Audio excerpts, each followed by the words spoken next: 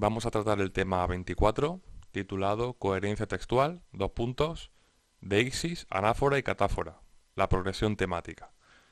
Este tema es una continuación, digamos, del tema 23, ya que en el tema 23 se sientan las bases de la lingüística del texto y se refiere tanto a la coherencia como a la cohesión, menciona algunos aspectos que intervienen en la pragmática del discurso y ahora en este tema 24 se centra, el contenido está más centrado en la coherencia, en el 25 en la cohesión y a partir del 26 tenemos las diferentes tipologías textuales, ¿no? El texto narrativo y todo lo que viene después, ¿no? Todas las tipologías. Yo creo que me centraré a tratar el narrativo, no sé si los otros tendré tiempo, ya que hay otros temas que quiero tratar, pero bueno, lo importante es que ahora vamos al tema 24 y aquí tengo que decir que la introducción de este tema sí que la veo relevante. En otros temas siempre digo que se puede improvisar algo de lo que conozcamos nosotros, por ejemplo, del Renacimiento, del Barroco, de alguna corriente, ¿no? De lo que sea, pero aquí sí hay que hacer unas aclaraciones que son importantes. Empezamos diciendo que en las distintas corrientes de la lingüística del texto y del análisis del discurso, los términos coherencia y cohesión no son siempre equivalentes.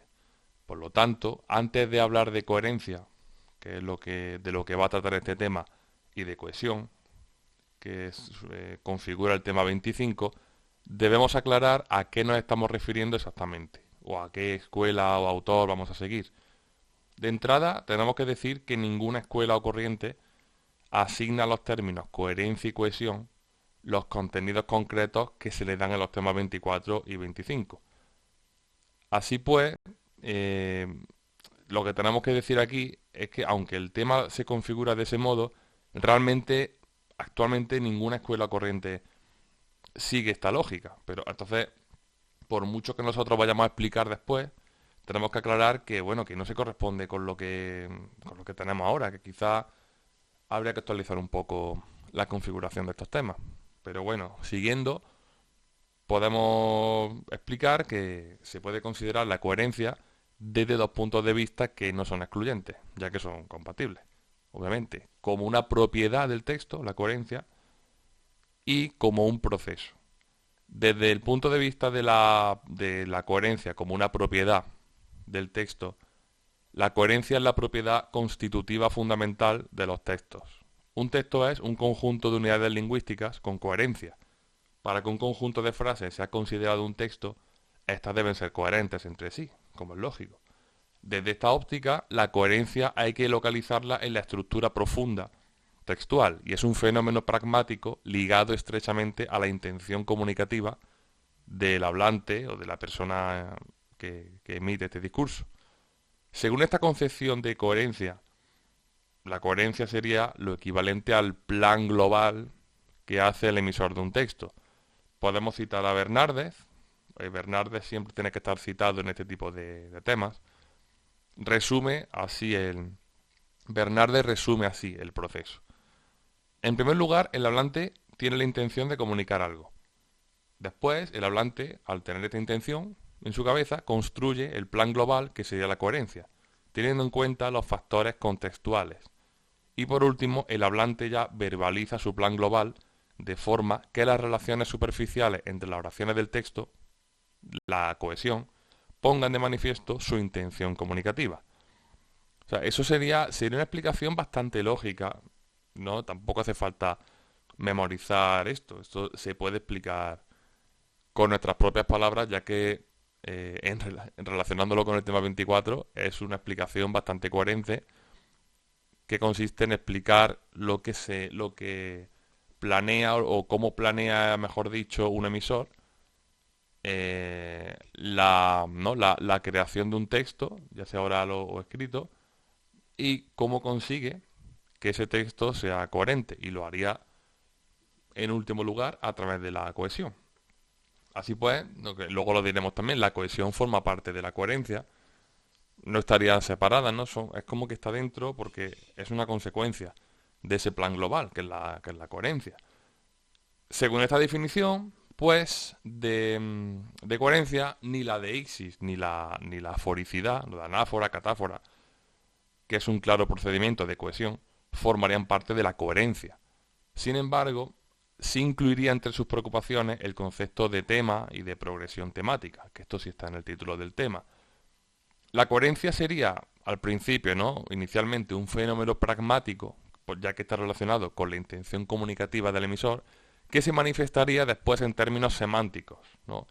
El tema, el rema, la progresión temática, y progresivamente, según accedamos a la estructura superficial del texto, en términos puramente sintácticos, que ahí intervendría la cohesión. Según esta interpretación, la cohesión estaría, como he dicho, incluida en la coherencia y sería la manifestación superficial, básicamente sintáctica, de esta, ¿no?, de la coherencia. Así que, terminando ya esta introducción, podemos sacar algunas conclusiones, pero dentro de la misma introducción, ya antes de empezar con la deixis, que sería el primer apartado. Como he dicho, la deixis no cabe ni en la coherencia ni en la cohesión, ¿no? Su lugar natural sería el tema 23. Ahí se debería haber hablado quizá más de deixis, si seguimos las corrientes más actuales de la lingüística del texto. La cohesión estaría incluida más bien en el tema 25, ya que, como hemos dicho, debería estar incluida, ¿no?, por ejemplo, anáfora y catáfora estaría dentro de la cohesión, no estaría aquí, en la coherencia. Por lo tanto, todo ello, todos estos contenidos, tendrían que estar en el 25 más que en el 24, especialmente lo de los fenómenos de anáfora y catáfora, y el concepto de tema y progresión temática, ¿no? Eso sí formaría parte del tema 24 como tal. Dicho esto, vamos a seguir el temario oficial, ¿no? Ya, esto es una declaración que se hace previamente y vamos a hacer un apartado, esta es la introducción, apartado 1, la deixis. Y como es lógico, vamos a definir qué es la deixis. 2.1, concepto. La palabra deixis procede de un término griego que significa, bueno, es un término que procede del griego más bien, y significa mostrar, señalar, ¿no? Mostrar, señalar algo. Designa la propiedad que tienen algunos elementos de la lengua de remitir al espacio, tiempo y persona, ¿no? Hay deixis de espacio, tiempo y persona que marcan un dato concreto de comunicación. Por tanto, una de las funciones de los deícticos consiste en anclar el texto en su contexto. Mediante los deícticos, el texto se implica con un contexto concreto. Es decir, hay elementos de las lenguas que solo significan plenamente cuando están actualizados en una situación de discurso. Y de esta constatación se desprenden algunas implicaciones.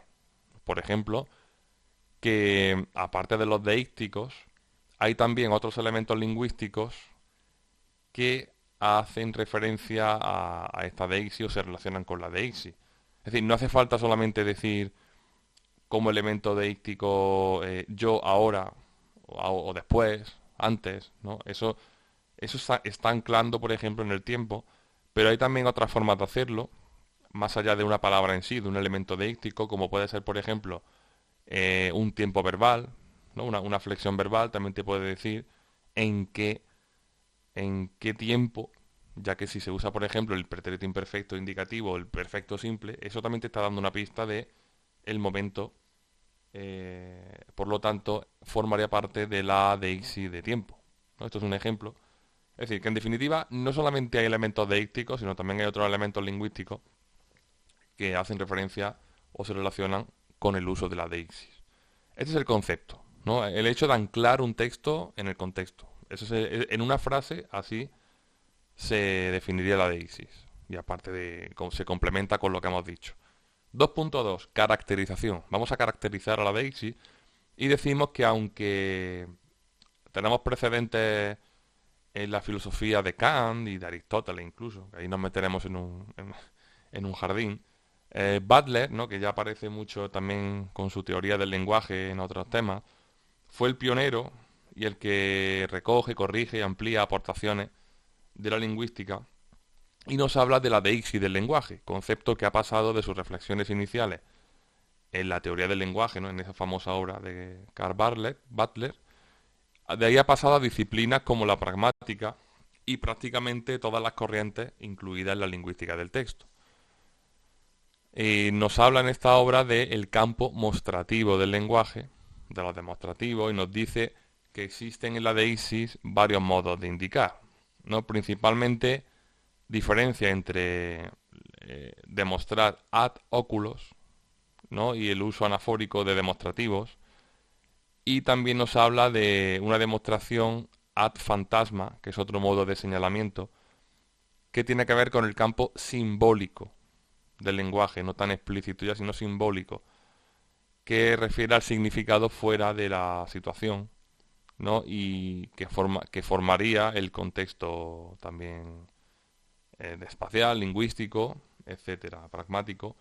En definitiva, en todo acto de enunciación, ¿vale? Por si esto no se ha entendido bien, lo de ad oculos y ad fantasma, en todo acto de enunciación, la primera relación que se manifiesta es la deixis, ¿no? Imaginemos un texto hace mucho tiempo, ¿no? En cualquier cuento, narración, siempre se ancla, tienes que anclar la narración o el relato, o en una noticia, Madrid, 19 de octubre, ¿no? De 2000, siempre se ancla, suele ser lo que primero que se manifiesta, es el primer acto de enunciación, normalmente, la deixis. Y por deixis también podemos incluir aquí una referencia, Lions, y luego ya lo, como hago siempre, daré detalles. Dice que por deixis entendemos la localización e identificación de personas, objetos, eventos, procesos y actividades de la que se habla, ¿no? Siempre refiere a personas, a cosas, a tiempos, espacios, en relación con el contexto espacio-temporal creado y sostenido por la enunciación. Es un tipo particular de referencia que depende de manera fundamental del tiempo y del lugar de enunciación, así como de las funciones del hablante y del destinatario en el mismo acto de enunciación. Y esta caracterización de deixis la podemos ir cerrando diciendo que el punto cero del discurso, ¿no? ¿Cuál sería ese punto cero del discurso, ¿no? Para Butler está en la coordenada aquí, ahora, yo, ¿no? Como yo estoy haciendo ahora, aquí, en mi pisito de Madrid, ahora mismo, con la hora que es. Por ejemplo, este, este podcast se está grabando un día, ¿no? Que no tiene por qué ser justo cuando yo estoy subiendo el audio. Lo he podido haber grabado hace una semana.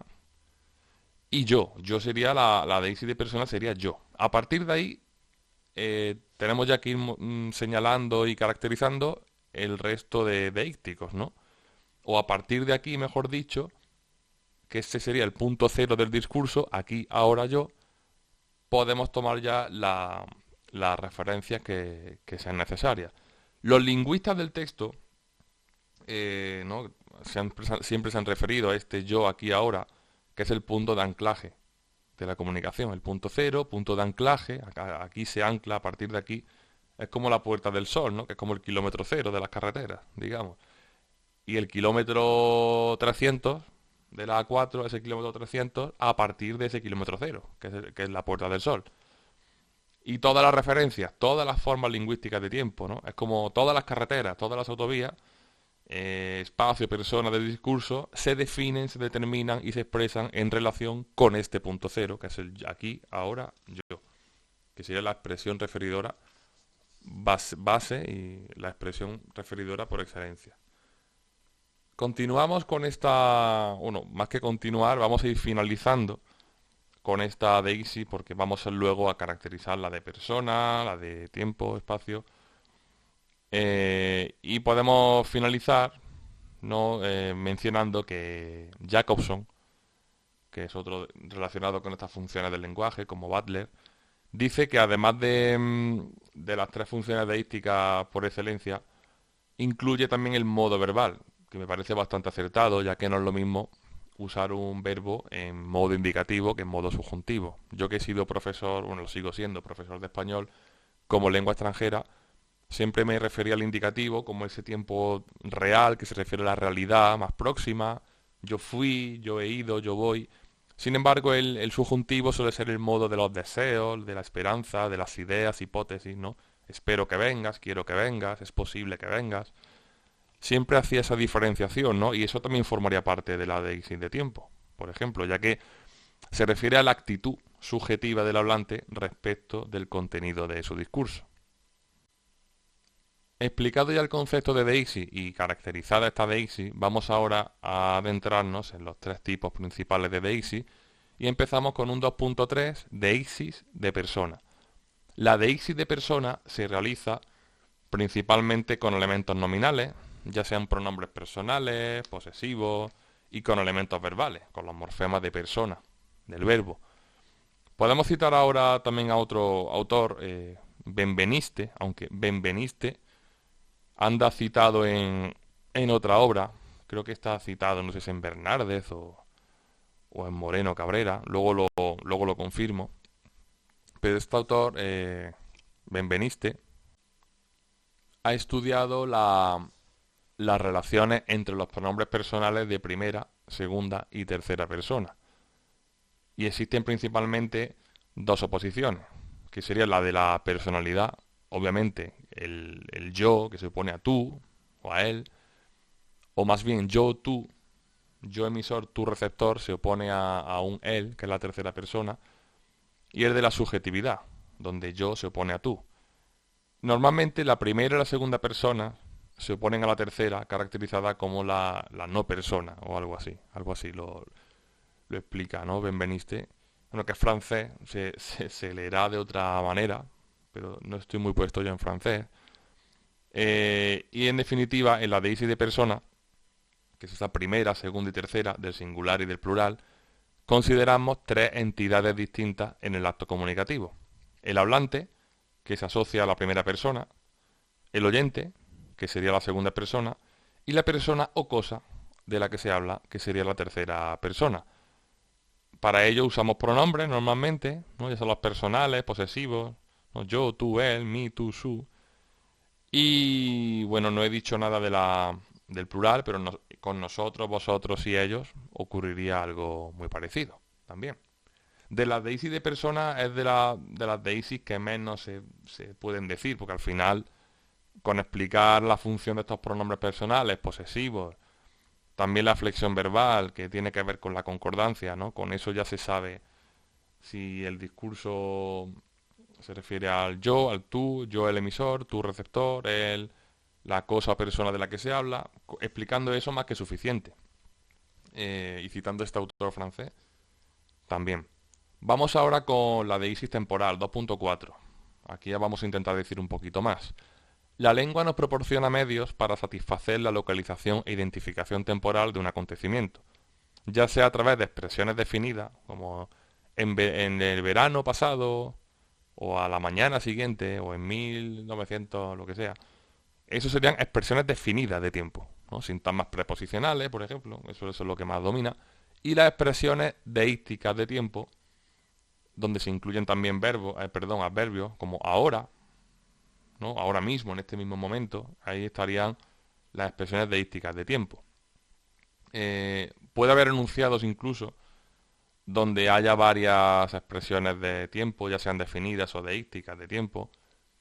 Por ejemplo, podemos decir un enunciado del tipo, el año pasado, o hace mucho tiempo, Juan eh, jugaba conmigo al fútbol, yo qué sé.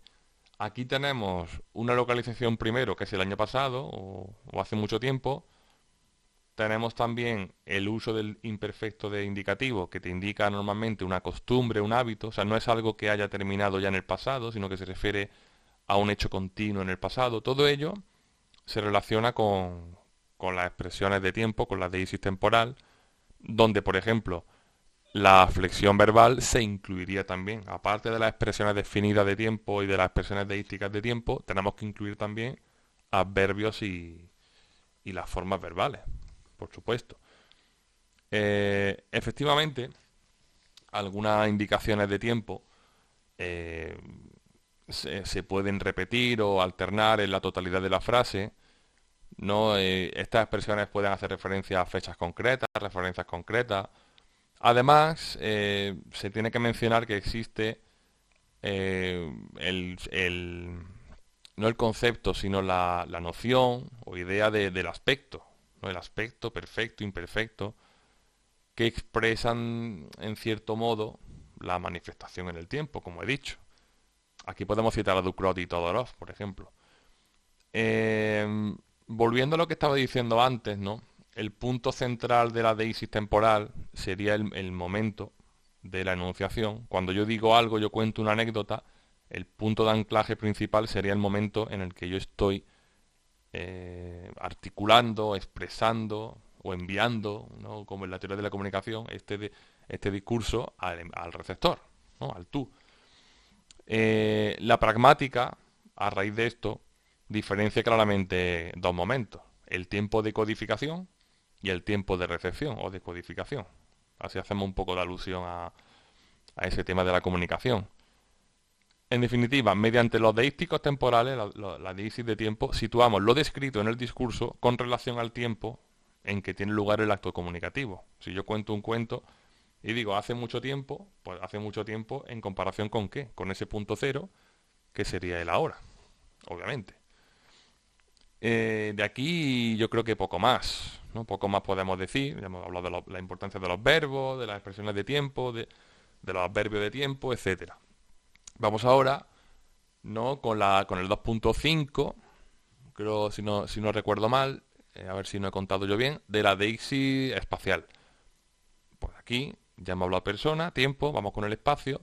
Todo acto de enunciación se establece dentro de unas coordenadas espacio-temporales concretas. La deísis de espacio concierne a la especificación de las situaciones relativas a los puntos de anclaje en el evento del habla. Al igual que ocurre con el tiempo, pues ahora con el espacio.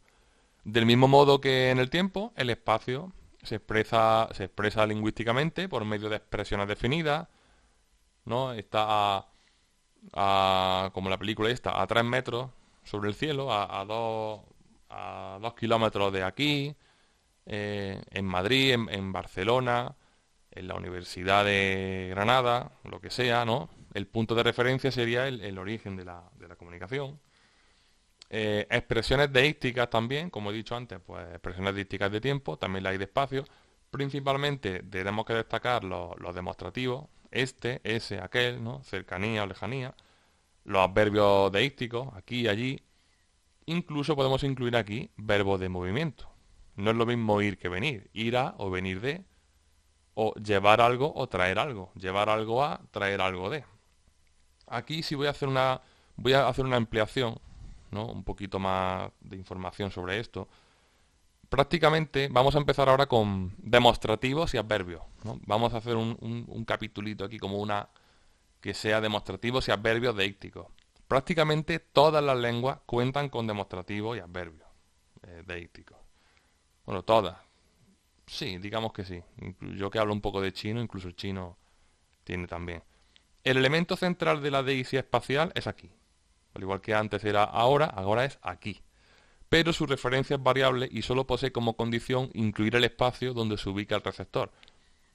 Pero el espacio real denotado depende del contexto. Por ejemplo, cuando yo digo arriba, abajo, delante, detrás, ¿no? Siempre delante, detrás, ¿de qué? ¿No? Depende del contexto, dónde está situado el receptor. Eso serían los demostrativos y adverbios deísticos, que he hablado mucho de los adverbios, pero también, por ejemplo, los demostrativos. Este libro, ese libro, aquel libro, mentalmente nos da una imagen de la lejanía o cercanía respecto del aquí, ¿no? Del momento, del tiempo de la enunciación. Vamos ahora a explicar un poquito de los verbos deísticos también, ¿no? Que es lo que he dicho sobre ir y venir y todo eso. Mediante la deísis de espacio se hace referencia a lugares con relación a su distancia a uno de los protagonistas del acto comunicativo. Por ejemplo, hay verbos como ir, ¿no? Ir nunca puede ser ir aquí. Bueno, ven aquí, pero ven de venir. Ir aquí, ¿no? Tú vas a un sitio, pero tú nunca vas a aquí.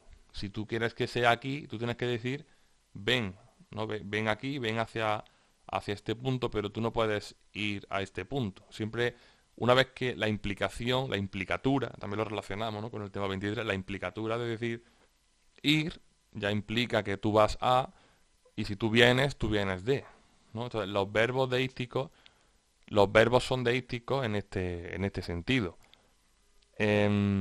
Aparte de ir o venir, también llevar o traer, ¿no? Tú tienes que llevar algo a un sitio o traer algo de un sitio, ¿no? Esto formaría parte de la deísis de espacio, por supuesto. Pues ya hemos dicho el concepto, caracterización, persona, tiempo, espacio. Ya hemos explicado esta deísis. Vamos ahora con el apartado 2, anáfora y catáfora. Estos términos, englobados en el concepto más general de foricidad, aluden a las relaciones existentes entre elementos del texto. En la anáfora, la relación se mantiene entre un elemento del texto y otro que se ha formulado anteriormente. En la catáfora ocurre lo contrario. El elemento con significado ocasional precede al elemento al que hace referencia. Esto es tan fácil, esto de anáfora y catáfora parece muy complejo. Esto es tan fácil como poner unos ejemplos, ¿no? Digo, Mercedes le dijo a Juan, le dijo a Juan, ¿no? Aquí tenemos el referente sería a Juan y le, ese pronombre de complemento indirecto se refiere a Juan. En este caso, a Juan va después. Por lo tanto, le es un pronombre de valor catafórico, porque la referencia está después. Sin embargo, si yo digo, me estoy grabando un podcast, lo voy a subir mañana. Aquí ocurre lo contrario, la referencia como la tengo antes y el lo aparece después, es el lo con valor de anáfora, ¿no? Es una anáfora, no es una catáfora. Esto de anáfora y catáfora se puede producir a partir de dos tipos de proformas, las proformas gramaticales y las proformas léxicas. Vamos a empezar con las proformas gramaticales, un 3.1 llamado proformas gramaticales. Se llama así como proformas gramaticales a los elementos especializados en la función de sustitución, como el lo o el la, que son pronombres, pero eso vamos a comentarlo después. Vamos a empezar con la elipsis, que la elipsis se trata de una forma especial de sustitución en la cual el sustituto es cero, ¿no? Como tengo, tengo coche y tú no, como tú no tienes coche, ¿no? Es como que con decir tú no he omitido, he elidido el hecho de decir tú no tienes coche. Es tan fácil como eso. La elipsis, que hay nominal y verbal, pues la elipsis se incluye aquí en el temario en las proformas gramaticales que intervienen en anáfora y catáfora, aunque yo, como ya he dicho antes, podría estar en la cohesión, pero bueno, como he dicho, seguimos esta lógica y ya está. Seguimos con los pronombres, ¿no? Los pronombres son las palabras especializadas en sustituir al nombre, ¿no? La definición clásica de pronombre. Y como he dicho, puede haber catáfora en lo que he dicho antes, le dije a Juan, lo que sea, y puede ser anafórico pues cuando ocurre lo contrario y la referencia está, o sea, lo que he explicado antes, ¿no? La referencia está antes, pues tiene valor de anáfora. ¿Qué otro tipo de pronombres tienen también ese valor de anáfora, catáfora? Por ejemplo, los pronombres relativos, ¿no? El coche que me compré, como el referente ahí siempre está antes, el que tiene valor de anáfora, en una de relativo, eso es así siempre. Luego hay posesivos también, aparte del lo y el la, los pronombres posesivos también pueden intervenir aquí, ¿no? Yo puedo decir, he llamado a Juan, su voz no parecía muy, ¿no? Su voz, su, se refiere a Juan, pues también tiene ese valor de anáfora. Incluso pronombre indefinido. No, hemos venido todos, dos puntos, Pepe, Pablo y yo, ¿no? Ese todos, como está antes del referente, tiene valor de catáfora. Y bueno, también hay otros pronombres indefinidos, como varios, algunos, todos ellos pueden tener los dos valores.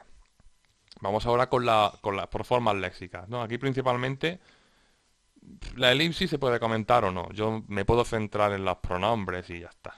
Y me dejo de historias. 3.2 proformas léxicas. Se llaman proformas léxicas los elementos con significado léxico que actúan como sustitutos de otras unidades léxicas. Por ejemplo, hay elementos especializados en sustituir a sustantivos.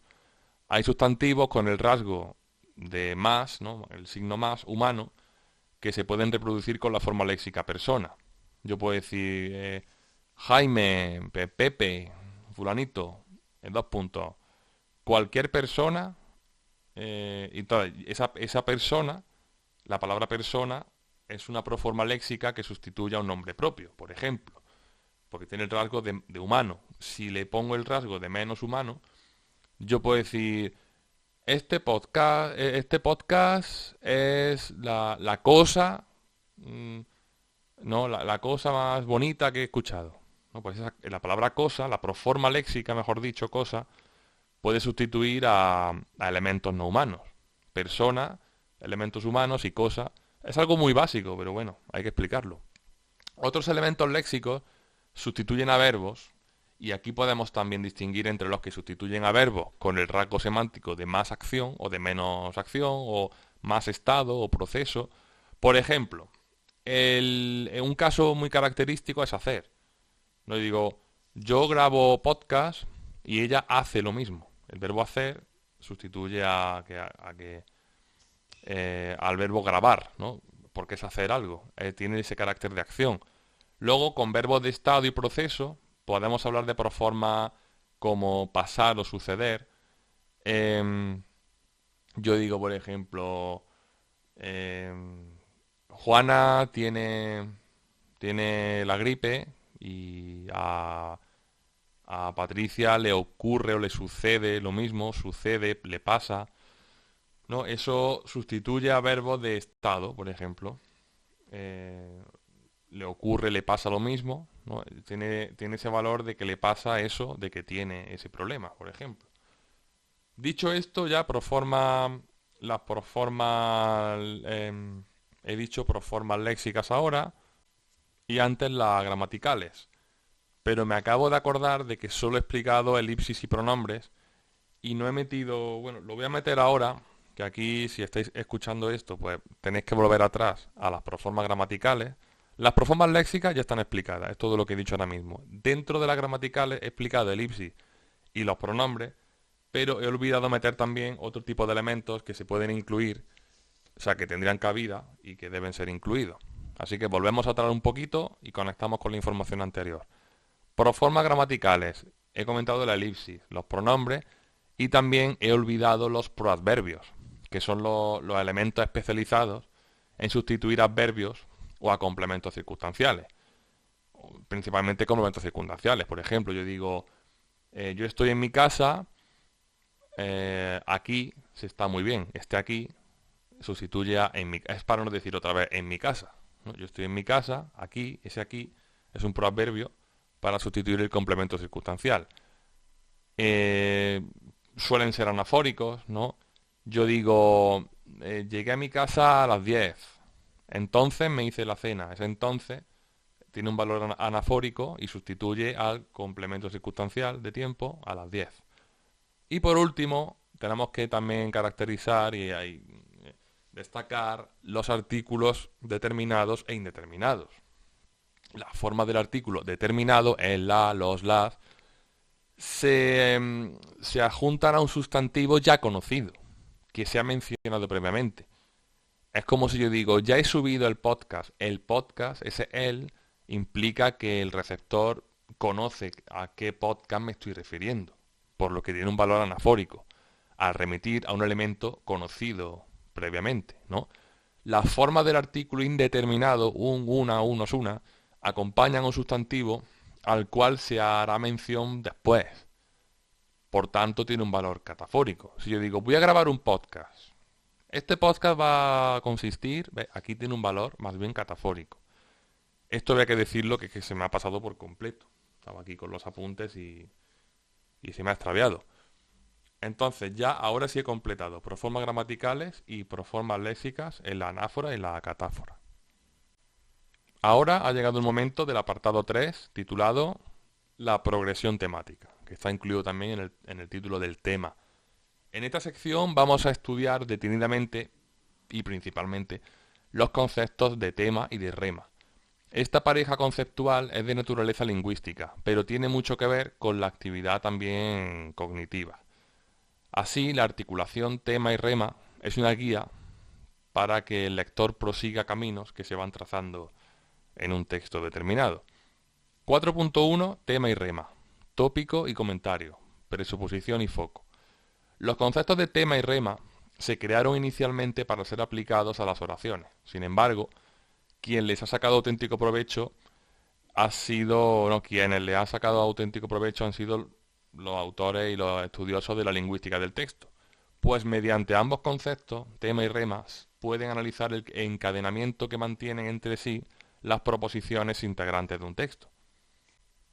Y ahora vamos a definir un poco, ¿no? A ver, ¿qué es esto de tema y rema? Podemos llamar tema al conocimiento previo y rema a lo que se pone en relación con el tema. No sería propiamente información nueva, ya que surge de la conexión tema-rema. Las estructuras lingüísticas utilizadas para realizar la función de la pertinencia puede ser, por ejemplo, la interrogación, la puesta en relieve del tema o del rema, que esto vamos a ir explicándolo más adelante. Volviendo a los conceptos de tema y rema, suelen ser equivalentes, que por esto muchos estudiantes fallan en el sujeto y predicado, se suelen relacionar con los conceptos lógicos de sujeto y predicado. La articulación de la oración en dos constituyentes, sintagma nominal y verbal, nominal sujeto, verbal predicado, se basa en un criterio exclusivamente formal, sintáctico, que sería la concordancia de número y persona gramatical entre el núcleo del sintagma nominal y del sintagma verbal. El peligro está en confundirla, indicando sujeto, es decir, confundiendo sujeto lógico y predicado lógico con el sujeto gramatical y predicado gramatical.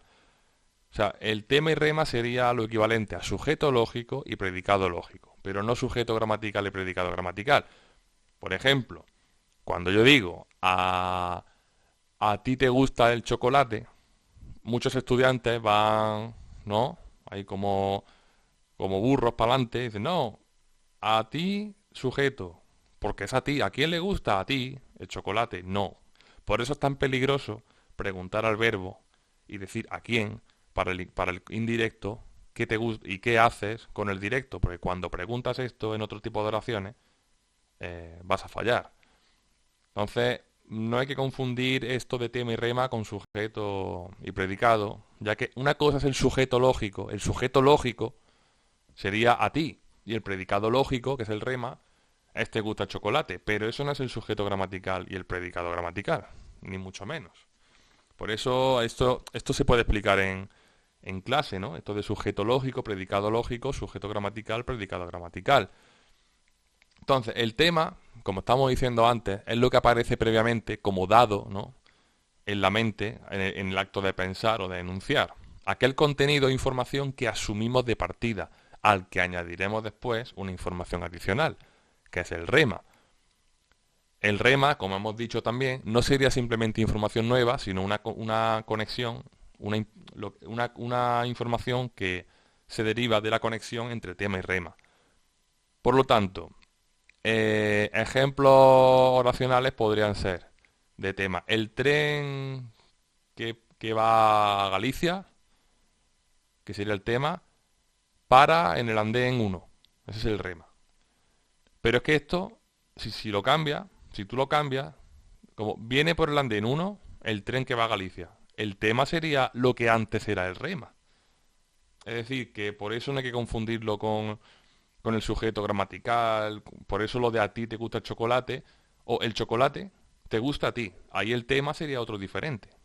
Es decir, el tema no tiene que ser el mismo, el tema tiene que ver con lo que está dado con anterioridad, independientemente de las funciones sintácticas que tengan los elementos luego a la hora de un análisis gramatical o sintáctico. Por eso no se puede confundir esto con la sintaxis. Esto tiene que ver con la información que está en la mente del hablante y la del receptor. En oración aislada, sin contexto ninguno, como convención principal, se toma como tema el segmento que está más a la izquierda, y es que es tal cual, y el rema es que está más a la derecha.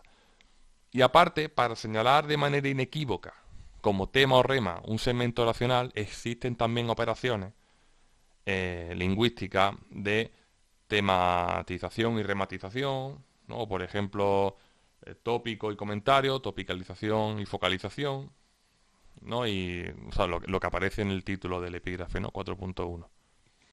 ¿Cómo se hace esta tematización? ¿No? Esto se hace como he dicho, o poniéndolo a la izquierda simplemente, o con determinados giros sintácticos. Por ejemplo, ¿cómo se haría con un determinado giro sintáctico? Pues diciendo en cuanto a, con respecto a, acerca de, ¿no? Por ejemplo, en cuanto a ti, deberías estudiar más, ¿no? Yo he puesto el foco, el tema, mejor dicho, en ti, y luego el rema es que tienes que estudiar más.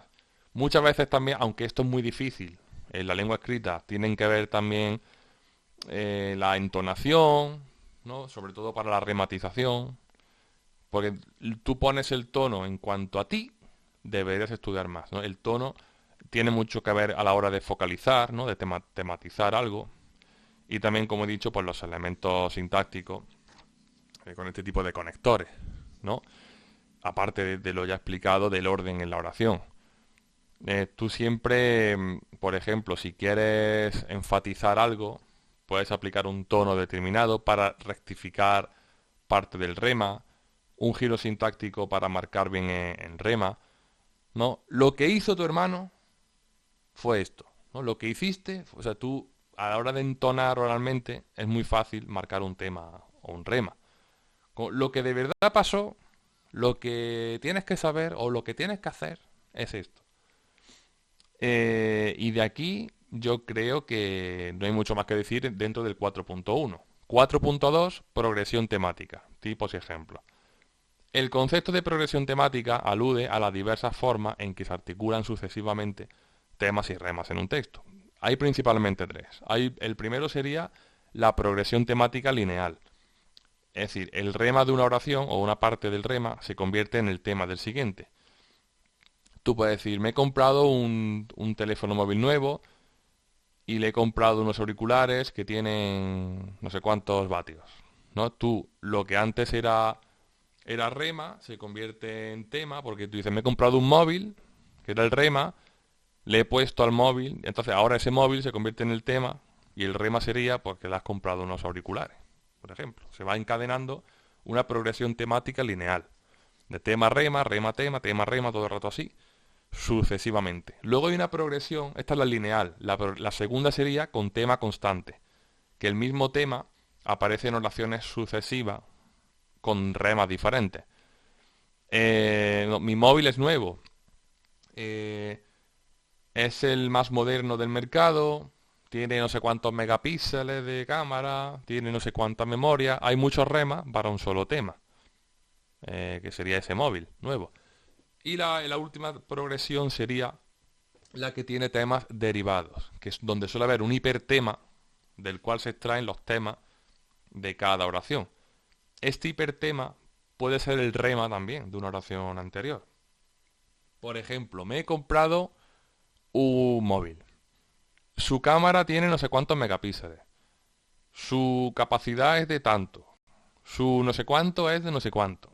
El hipertema es el móvil. Pero es que esto luego deriva en otros temas, que es la cámara, que es de tanto, que es que luego tiene la memoria, ¿no? Eh, Ahí, por ejemplo, abundan los posesivos, como el su, ¿no? Su tal. Y yo creo que cerramos el tema aquí. Está más que bien, ¿vale? Está más que completo este tema 24. Como conclusiones, ya hemos sacado por el camino, ¿no? Algunas conclusiones, ¿no? Como que es muy importante a la hora de trabajar sintaxis en el aula, a la hora de trabajar una redacción correcta de un texto, focalizando bien la información, donde los temas estén claros y los remas, donde haya una progresión, no está esta progresión lógica de ideas. Esto es muy importante a la hora de redactar o de un análisis sintáctico. Por lo tanto, tiene mucho que ver tanto con la comunicación, hablando ahora de la LOE, como con la reflexión de la lengua. Es un tema que a nivel de lengua es muy, muy completo. Luego también puede tener, pues como siempre digo, una relación con las competencias clave, ¿no? Por ejemplo, de la LOE, principalmente bueno, podría ayudarnos en una comunicación, a la hora de aprender idioma, en una comunicación plurilingüe, en una competencia en comunicación lingüística. Es un tema muy relacionado tanto con los LOE como con competencias clave.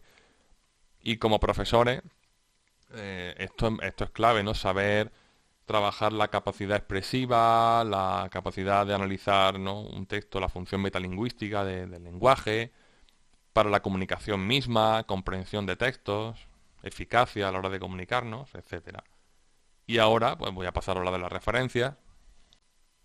Principalmente el grande de la lingüística del texto, que es Bernardes, con su lingüística del texto, de Arco Libro, tiene, a ver, tiene la introducción.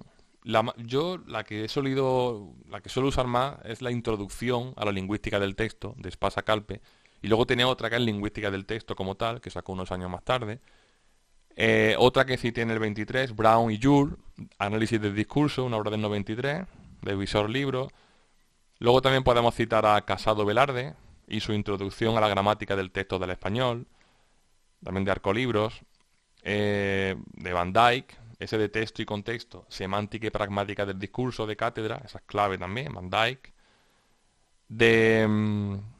Esta de Grice, que creo que la cité en algún tema de comunicación, Logic and Conversation, que está dentro de Syntax and Semantics, Speech Acts. Esa la tengo aquí, pero bueno, tampoco es que sea vital citarla, porque ya tenemos muchas. Por ejemplo, de Scandel Vidal podemos citar la Introducción a la Pragmática, que es otra obra clásica de pragmática. Recuerdo que he citado a Lyons, que también lo he citado en otros temas. Tiene dos obras principalmente, Introducción en la Lingüística Teórica, de Teide, y la obra Semántica, también de Teide, una del 70, otra del 80. Una obra donde creo que estaba citado este tal Benveniste, como no recuerdo ni cuál era, Benveniste o algo así. Este autor francés, es el lingüista francés, creo que estaba citado en Moreno Cabrera, en su obra Fundamento de Sintaxis General, de síntesis, y otros autores que cité, ¿no?, en el tema 23, Petoffi y García Berrio, Lingüística del Texto y Crítica Literaria. Es otra obra importante dentro de la lingüística del texto. No sé si poner algo más, porque como siga poniendo... Es que ya si tenéis más por ahí, también está de Stabs, que si tiene el 23, Análisis del Discurso, pero tampoco es cuestión de sobrecargar la referencia. Y ya, aparte de estas, las que tengáis, si pensáis que podéis poner alguna más, así un poco más actual, pues la ponéis también. Así pues, ya podemos cerrar aquí el tema 24.